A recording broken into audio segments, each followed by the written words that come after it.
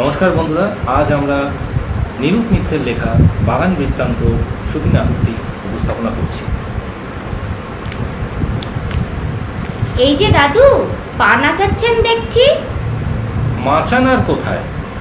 মাচান বলিনি, বলছি পা নাচানো হচ্ছে। উচ্ছে? দেখ, উচ্ছে কে বলেছে? হ্যাঁ, উচ্ছেও এককালে মাচানে হতো বই কি। উহ, কুমড়ো, লাউ সবই মাচানে হতো।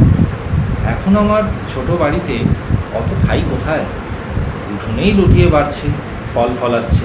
সত্যি বুড়োর কর্ণপটহ আজ দেখছি একেবারেই ফাংশন করছে না, টোটালি নন ফাংশনিং। কি মরতে যে গল্প করতে এলাম, জ্বালাবে জ্বালাবে আমাকে। বুঝলে হে, সবাই ভাবে তরকারির বাগান করা বুঝি খুবই সোজা। জানে না তো কিচেন গার্ডেনের পিছনে কত খাটনি। জল দাও রে, সার দাও রে, মাঝে মাঝে মাটি মাটি খুঁড়ে শিকড়ে হাওয়া লাগাও রে। ও বাবা! হ্যাঁ হ্যাঁ দাদু, দাদু আপনার সেই কৃষ্ণভক্ত কুকুরটাকে দেখছি না তো, সে তো আপনার সঙ্গ ছাড়ে না কৃষ্ণ কিশোর দাদু।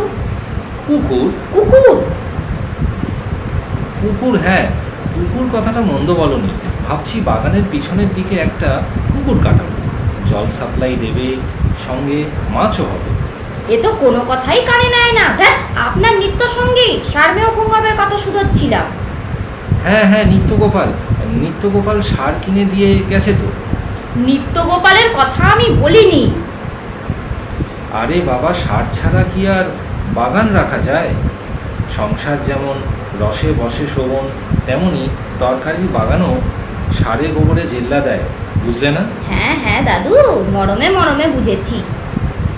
হ্যাঁ, গরমে পটল, কুমড়ো, লাউ, তরমুজ সবই হয়। গরম আমি বলিনি। তো বাগানটা একবার ঘুরে দেখে যাও না। না দাদু, আজ তারা আছে, এত সীমিত সময়।